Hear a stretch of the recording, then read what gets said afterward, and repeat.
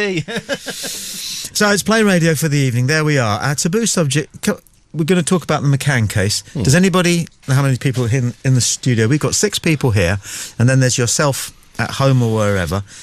Is anybody certain that they think they know what happened? No. Fiona's... Go on then. I don't know about certain. No, that's you, my you, that's but my you problem. have a strong suspicion. I have suspicions that there was a terrible accident. Yes, that's Okay. what I think. I don't think that they're... I'm coming round to that too. Is anybody else? I've always had, I've had the feeling for a while that she did it and he didn't know about it until well into the investigation to find her. No, I don't.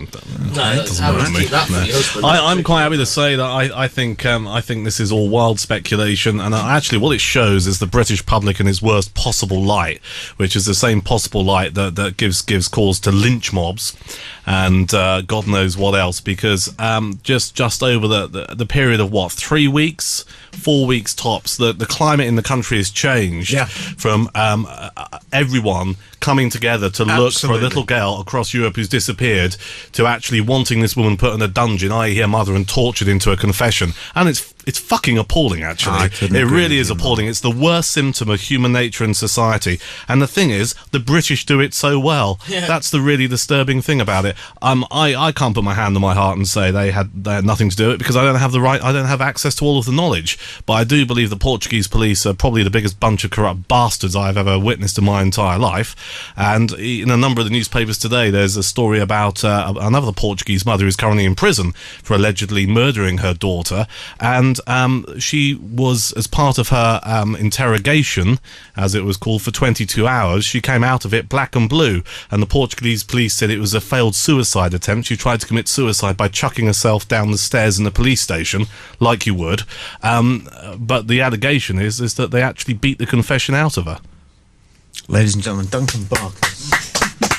Come on. Bloody good rant. So I think, I mean, I Can can't... I throw a curveball in here? I want everybody just to pay attention if you can, because this takes about 30 seconds, but I think I might be onto something. Probably not onto something, but I might be onto something. Right. Which is the major country that Portugal has the most intimate foreign relations with? You have to stop and think about this one. It's the only other country on earth that speaks Portuguese. Big country that speaks Portuguese. Yeah. They speak Portuguese in Portugal, and they speak Portuguese in what was once a Portuguese colony, Brazil. Brazil and Portugal go hand in hand everywhere. United Nations, the works. If there was a world song contest, Portugal would vote for Brazil, Brazil would vote for Portugal. Okay. As far as the rest of the world is concerned, the biggest miscarriage of justice in the last 10 years, along with Guantanamo, is the shooting dead of an innocent Brazilian in Stockwell Tube Station in the aftermath of 7/7. Yeah. The victim was called De Menezes. Yeah. An unusual name. All right? More unusual than, shall we say, Barkas or Dutton or Boyd. If the victim had been Fred Barkas, you'd have stopped and thought about that, wouldn't you? And wouldn't you have been shocked at the apparent miscarriage of justice that nobody was even put up in a dock and asked, how did this happen? Okay. The person who has been asking for the police to hurry up and find enough for them to consider charging the McCanns, the public prosecutor for that region of Portugal, is called De Menezes. De Menezes. He jumps out at you. Now, what I've just said is, there's nothing in what I've just said. But you've got to admit that it detains you for a second to think to yourself, supposing he might, somewhere in the far back of his mind, want to show that, I don't know, just want to stand up to the Brits or something, or that there's a range of motives involved. Because I can tell you that the Portuguese feel almost as aggrieved about what happened at Stockwell Tube as the Brazilians. And that was a miscarriage of justice and apparently a botched police investigation. That's how the world sees that one. Okay, so I'll mention it. What do you think? Got to think about it, haven't you? It's an interesting connection. Okay. Interesting connection. It still goes back to the point. I mean, I think there's an agenda here for whatever reason, and even if it's quite simply the fact that there is worldwide focus on the Portuguese police to actually solve this crime, and it's a lot easier to actually fit someone up or create a reason or create a solution to how this crime actually took place than it is to do any proper detective work. I mean, it's a crime scene that wasn't properly sealed off on the first bloody night. I mean, I'm not a policeman. It's not rocket science, is it? Okay, over to people listening. Hello.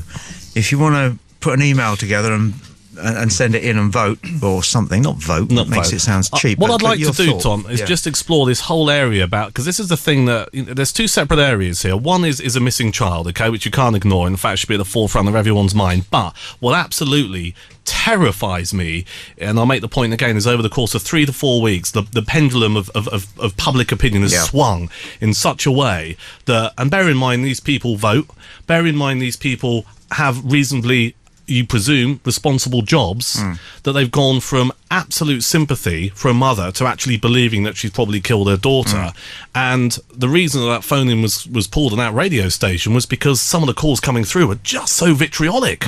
And that just frightens me that we're in a country where it seems it's almost people want, well, I've always believed this, people want something to be angry at. They want a legitimised hate target. Oh, yeah. And if it's not a smoker in a pub and if it's not a fox hunter, let's actually criticise and allege that the mother killed the daughter. And that's what I want people's insight on. Yeah, over the next our period of time. I want to know what people think about that because it frightens me. Okay, well, let's get some feedback and we'll run this one. So, you can go on the Skype chat forum. I see, Stuart, that some people are wondering how to get onto the Skype chat forum. There seems to be an issue with getting into Skype chat this evening, apparently. So, I don't know. I seem to see everybody online and in the chat room, but they don't appear to see themselves in there. So, I'm working on that. Not quite sure what I can do about it, but I'll see what I can do. You can always go to www.onthewireless.net as well, which is another chat room that we sit looking at as well. Yep.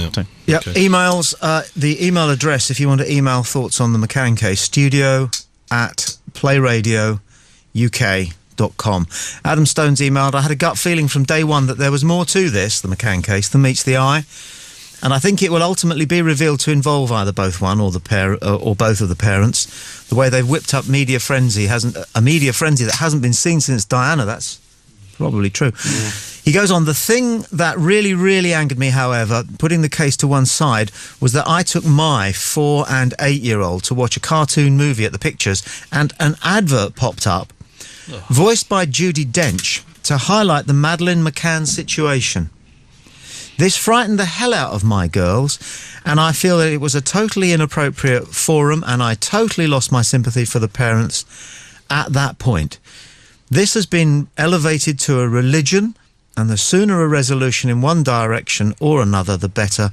Warmest regards, Adam. 5-star email. It's 20 past 8 if you're live, plus 30 seconds to allow for the audio stream, as I understand it. So that one there. Any joy with the Skype chat forums, Stuart? Not that we over-feature them. We'd sooner people Skyped in audio-wise or gave us a call on 01243 55 60 60, hoping that Chris calls again tonight, hoping that everybody who made a contribution last week. Let's see how Declan got on after his... Yeah, that's a good point, Declan. Yeah, this is this Swedish guy? Irish guy living in Sweden. That's it, yeah. Whose girlfriend is pregnant and he believes that she got pregnant on purpose, and now he feels like he's handcuffed. To a baby in a foreign land. Baby in a foreign land, yeah. Matt Williams on the email says, Portugal has a big tourist industry and the thought of some pedo on the loose is bad for business, so blame the parents. Everyone breathe a sigh of relief. Matt from Polegate, thank you very much indeed I'm just reading through Adam's email. I can't hold with that. Do you know what? I couldn't care less if that Judi Dench appeal or whatever you want to call it was screened as part of a children's movie. I think if there's a missing girl out there, the problem with this is there are thousands of missing children across the world, not just one. But I think that's perfectly acceptable. And frankly, if I don't hold with the viewpoint that it was inappropriate to show such an appeal at a cartoon movie. Yeah, but hey, what good's it going to do? Do you think somebody's sitting there going to suddenly go, yeah, a 4-year-old kid I'd forgotten about that, and I think I saw her in the foyer. I'm not talking about whether or not. That ain't going to happen, is it? I'm not talking about